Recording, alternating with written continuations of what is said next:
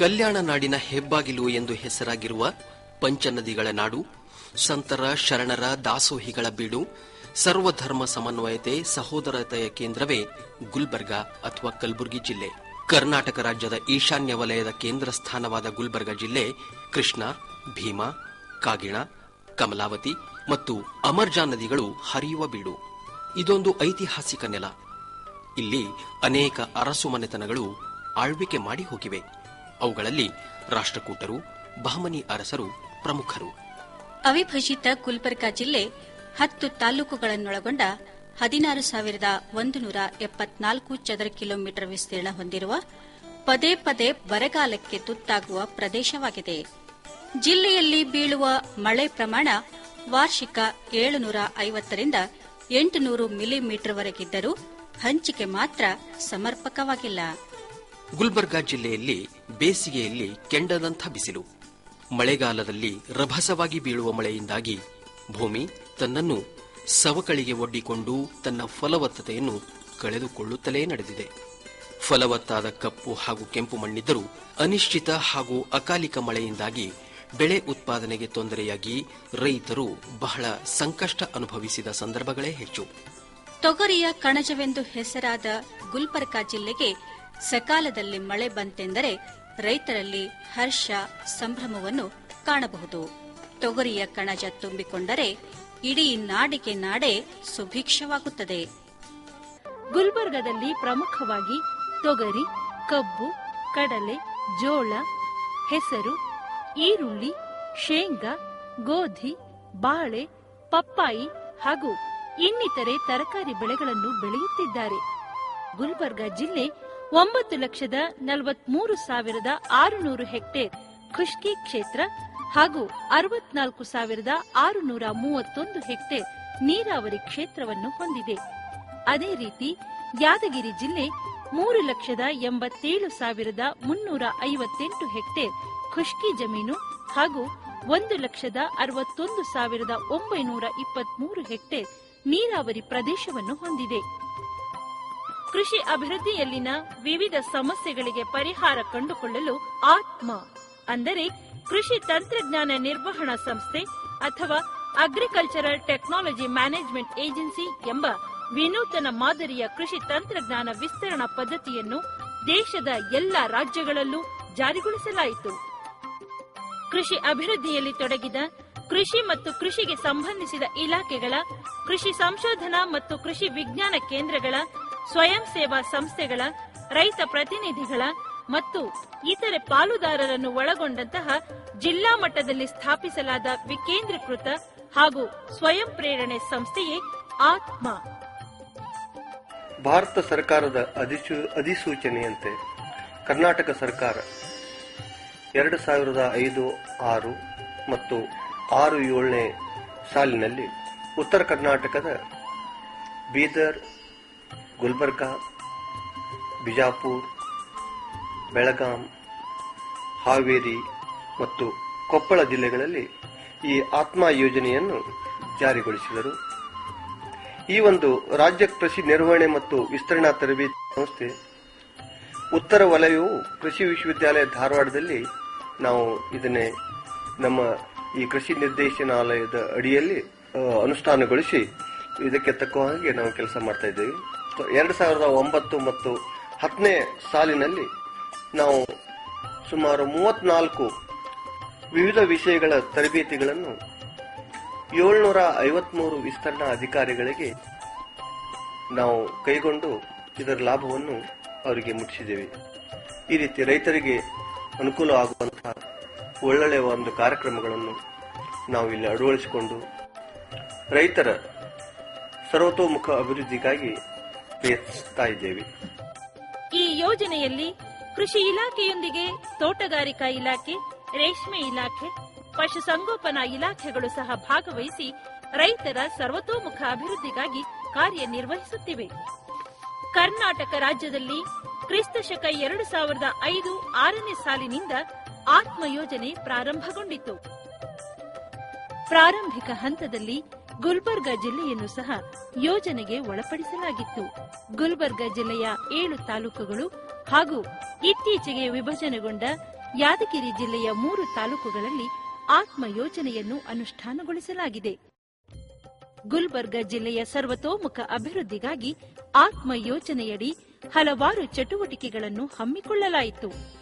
ಆಧುನಿಕ ಕೃಷಿ ತಂತ್ರಜ್ಞಾನಗಳ ಬಗ್ಗೆ ಮಾಹಿತಿ ನೀಡುವ ಸಲುವಾಗಿ ವಿವಿಧ ತರಬೇತಿ ಕಾರ್ಯಕ್ರಮಗಳನ್ನು ಏರ್ಪಡಿಸಲಾಗಿದೆ.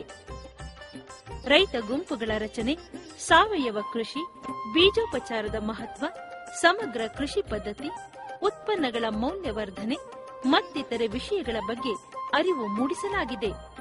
ಆತ್ಮ ಯೋಜನೆಯ ಎಲ್ಲ ಸಿಬ್ಬಂದಿ ವರ್ಗಕ್ಕೂ ಸುಧಾರಿತ ತಂತ್ರಜ್ಞಾನಗಳ ಬಗ್ಗೆ ಕಾರ್ಯಾಗಾರಗಳನ್ನು ಸಮಿತಿಯ ನೇತೃತ್ವದಲ್ಲಿ ಆಯೋಜಿಸಲಾಗಿತ್ತು.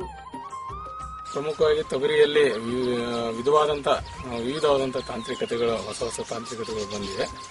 ಅದರಲ್ಲಿ ಸಸಿ ಮಡಿ ಮಾಡಿ ತೊಗರಿಯನ್ನು ಬೆಳೆಸುವಂತ ಒಂದು ಹೊಸ ತಾಂತ್ರಿಕತೆಯನ್ನು ನಮಗೆ ಕೃಷಿ ವಿಜ್ಞಾನಿಗಳು ಈಗಾಗಲೇ ನೀಡಿದ್ದಾರೆ. ಈಗ ನೋಡ್ತಾ ಇರೋದು ಬಬ್ಲಾದ್ ಗ್ರಾಮದ ಗುರುಪಾದಲಿಂಗ ಮಹಾಸ್ವಾಮಿಗಳ ಒಂದು ಕ್ಷೇತ್ರ.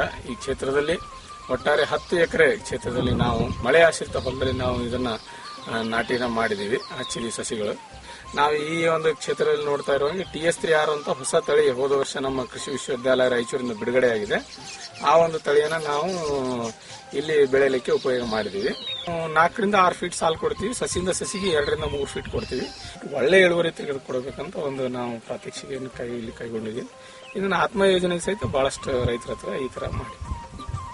ಆತ್ಮ ಯೋಜನೆಯಲ್ಲಿ ಸಮುದಾಯ ಸಂಘಟನೆಗೆ ಹೆಚ್ಚಿನ ಮಹತ್ವ ನೀಡಲಾಗಿದೆ. ವಿವಿಧ ರೈತ ಆಸಕ್ತಿ ಗುಂಪು, ರೈತ ಶಕ್ತಿ ಗುಂಪು ಮತ್ತು ಮಹಿಳಾ ಆಸಕ್ತಿ ಗುಂಪುಗಳ ರಚನೆಯಾಗಿದೆ.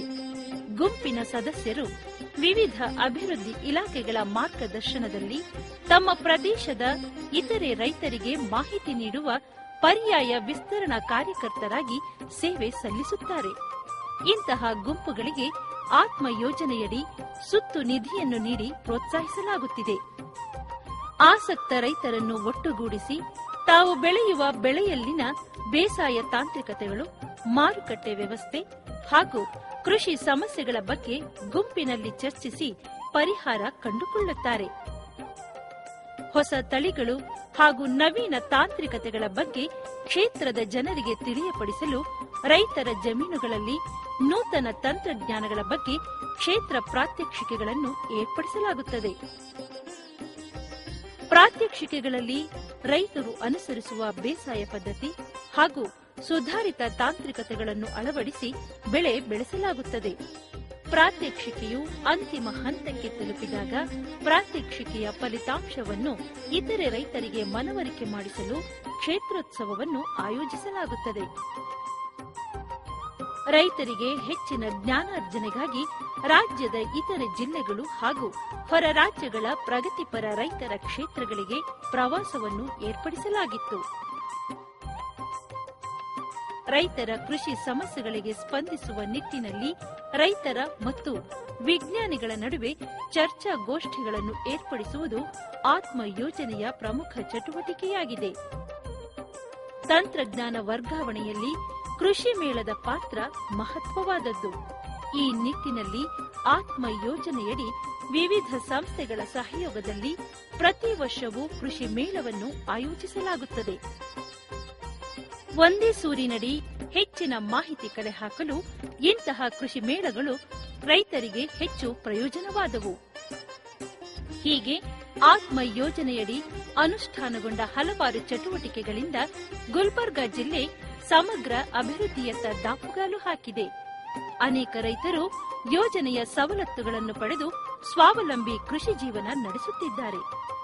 ಸ್ವಂತ ಜಮೀನು 40 ಎಕರೆ ಇದ್ದು ಅದರಲ್ಲಿ ಸುಮಾರು 10 ಎಕರೆ ಸಾವಯವ ಅಳವಡಿಸಿಕೊಂಡಿದ್ದೇನೆ.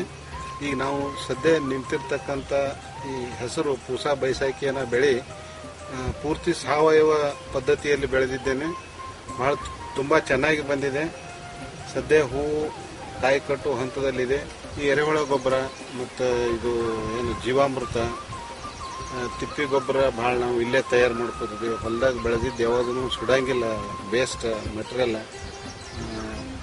ನಡು ಮಧ್ಯದಾಗ ಮತ್ತು ಎಲ್ಲೆಲ್ಲಿ ಸಮೀಪ ಅದ ಅಲ್ಲಿ ತಿಪ್ಪಿ ಮಾಡಿ ಅದು ಅರ್ಧಂಬರ್ಧ ಕೊಳ್ತಿದ್ದೆಲ್ಲ ಒಯ್ದು ನಾವು ಎರೆಹುಳಕ್ಕೆ ಉಪಯೋಗ ಮಾಡ್ತದೆ.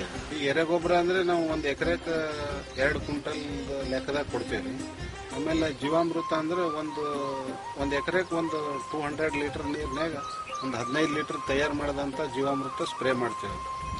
ಹಿಂಗೆ ಮಾಡೋದ್ರಲ್ಲಿಂದ ಅದು ಬೆಳೆಗೆ ಮೈಕ್ರೋ ನ್ಯೂಟ್ರೆಂಟ್ ಕೊಟ್ಟಂಗೆ ಆಗ್ತದೆ, ಹಸಿರು ಬರ್ಲಿಕ್ಕೆ ಒಂದು ಅನುಕೂಲ ಆಗ್ತದೆ.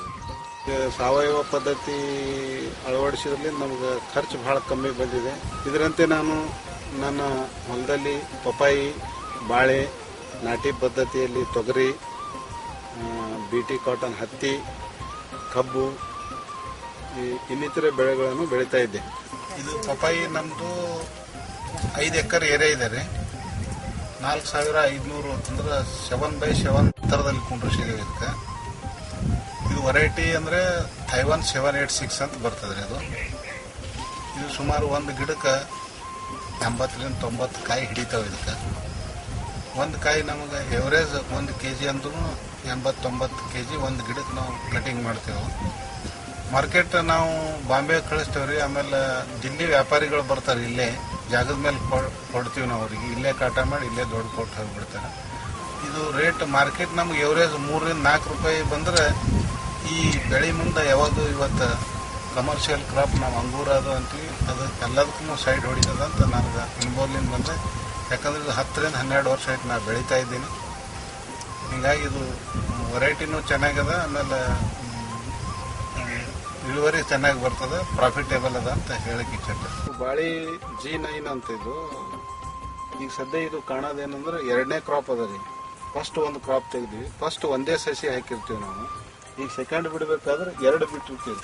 ಅಂದ್ರೆ ಮೊದಲನೇ ಸಾರಿ ನಾವು 3000 ಬಡ್ಡಿ ಹಾಕಿದ್ವಿ ಅಂದ್ರೆ ಈ ಸಾರಿ 6000 ಬಡ್ಡಿ ಕೊಯ್ತಿ ಮಾಡ್ತೀವಿ ನಾವು. ಈ 2ನೇ ಕ್ರಾಪಿಗೆ ನಾವು ಡಬಲ್ ಇನ್ಕಮ್ ತಗೋಬೇಕನ್ನೋ ಒಂದು ಉದ್ದೇಶದಿಂದ ಈ ಟೈಪ್ ಬಿಟ್ಟಿರ್ತೇವೆ ನಾವು. ಆಮೇಲೆ ಈಗ ಇದಕ್ಕೆ ನಾವು ಡ್ರಿಪ್ ಸಿಸ್ಟಮ್ ಮಾಡಿದ್ರಿಂದ ನೀರಿಂದು ಒಂದು ಸದ್ಬಳಕೆ ಆಗ್ತದೆ.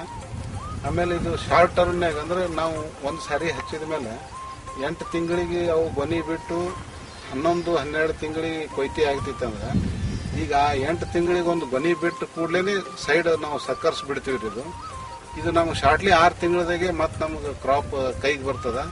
ಎಲ್ಲರೂ ಬೆಳೆವ ಬೆಳೆ ನೀ ಬೆಳೆಯ ಬೇಡಣ್ಣ, ಒಂದೇ ಬೆಳೆ ಜಾಸ್ತಿ ಆದರೆ ಬೆಲೆ ಸಿಗದು ನೀ ಕೇಳಣ್ಣ. ಬೆಳೆ ಸಾಲದಲ್ಲಿ ಮೋಸು ಮಾಡಬೇಡ, ಆ ಬತ್ತಿಗಾಗಿ ಉಳಿಸೋದು ಮರಿಬೇಡ. ಕಷ್ಟವೆಂದ್ರೆ ಬಾಳಿನಲ್ಲಿ ಬರೋ ಕತ್ತಲು ಕಳೆದರೆ ಬೆಳಕೆ ಸುತ್ತಲು. ಈಸಬೇಕು ಇದ್ದು ಜಯಿಸಬೇಕು ಅನ್ನೋ ಗಾದೆಯ ಮರಿಬೇಡ. ಒಂದು 11 ವರ್ಷದಿಂದ ಡೈರಿ ಫಾರ್ಮ್ ಮಾಡ್ತಾ ಇದ್ದೀವಿ. ಇದರ ಜೊತೆಯಲ್ಲಿ ಒಂದು 40 ಎಕರೆ ಭೂಮಿ ಇದೆ. ಡೈರಿ ಫಾರ್ಮಲ್ಲಿ ಈಗ ಸದ್ಯದಲ್ಲಿ ನಮ್ಮ ಹತ್ರ 36 ಎಮ್ಮೆಗಳಿದ್ದಾವೆ. ದಿವಸ 200 ಲೀಟರ್ ಹಾಲು ಉತ್ಪಾದನೆ ಮಾಡ್ತಾ ಇದ್ದೀವಿ. ಹಾಗೆ ಇದ್ರದ್ದು ಸಗಣಿ ಏನು ಬರ್ತದ ಅದರಿಂದ ನಾವು ಎರೆಗೊಬ್ಬರ ಮಾಡ್ತಾ ಇದ್ದೀವಿ. ವರ್ಷಿಗೆ 150 ಟನ್ ತನಕ ಆಗ್ತಾ ಇದೆ. ಡೈರಿ ಫಾರ್ಮಲ್ಲಿ ಭಾಳ ವಿಶೇಷವಾಗಿ ಅಂದರೆ ಇದ್ರದ್ದು ಮ್ಯಾನೇಜ್ಮೆಂಟ್, ವ್ಯವಸ್ಥಾಪನೆ ಭಾಳ ಮಹತ್ವದ. ಲೇಬರ್ ಮ್ಯಾನೇಜ್ಮೆಂಟ್, ಆಮೇಲೆ ಫೀಡಿಂಗ್ ಮ್ಯಾನೇಜ್ಮೆಂಟ್, ಮೆಡಿಕಲ್ ಮ್ಯಾನೇಜ್ಮೆಂಟ್ ಇದೆಲ್ಲ ಸರಿ ಇದ್ರೆ ಡೈರಿ ಫಾರ್ಮ್ ಒಳ್ಳೇದಾಗಿ ನಡೆಯುತ್ತೆ. ಅದಕ್ಕೆ ಅಜೋಲಾ ನಮ್ಮ ಹತ್ರ ಭಾಳ ಸಕ್ಸಸ್ಫುಲ್ ಆಗಿ ಮಾಡಿದ್ದೀವಿ. ದಿವಸ ಒಂದು 10-12 kg ಅಜೋಲಾ ನಾವು ಈಗ ಡೈಲಿ ಪ್ರೊಡ್ಯೂಸ್ ಮಾಡಿ ಎಮ್ಮೆಗಳಿಗೆ ಹಾಕ್ತಾ ಇದ್ದೀವಿ. ಅದರಿಂದ ಹಾಲಲ್ಲಿ ಫ್ಯಾಟ್ಸ್ ಜಾಸ್ತಿ ಬರ್ತಾ ಇದೆ, ಹಾಗೆ ಹಾಲು ಉತ್ಪನ್ನ ಜಾಸ್ತಿ ಆಗ್ತಾ ಇದೆ. ಹೈನುಗಾರಿಕೆ ಮಾಡೋದ್ರಿಂದ ಒಂದು ಹಾಲಿಂದ ಉತ್ಪನ್ನದಿಂದ ನಮಗೆ ಇನ್ಕಮ್ ಆಗುತ್ತೆ. ಎರಡನೇದಾಗಿ ಹಾಲಿಂದ ಬೇರೆ ಬೇರೆ ಉತ್ಪನ್ನಗಳು ನಾವು ಮಾಡ್ಬೋದು. ಖವಾ, ಘೀ ನಾವು ಮಾಡ್ತಾ ಇದ್ದೀವಿ. ಅದಾದ ನಂತರ ಇದ್ರದ್ದು ಸಗಣಿಯಿಂದ ಏನಾದ್ರು ವರ್ಮಿ ಕಂಪೋಸ್ಟ್ ಮಾಡ್ಬೋದು. ಗೋಬರ್ ಗ್ಯಾಸ್ ಟ್ಯಾಂಕು ಮಾಡಿದ್ದೀವಿ ಈಗ. ಅದಾದ ನಂತರ ಇದರದ್ದು ಗೋತ ಏನು ಬರುತ್ತೆ ಅಂದರೆ ಗೆಂಜಲ, ಇದರಿಂದನೂ ಬಯೋಡೈಜೆಸ್ಟರ್ ಆಯಿತು, ಮತ್ತು ಬೇರೆ ಬೇರೆ ಇದು ಮಾಡ್ಬೋದು ಭಾಳಷ್ಟು ಪ್ರಾಡಕ್ಟ್ಸ್. ಇವಾಗ 200 ಲೀಟರ್ ಹಾಲು ಆಗ್ತಾ ಇದೆ.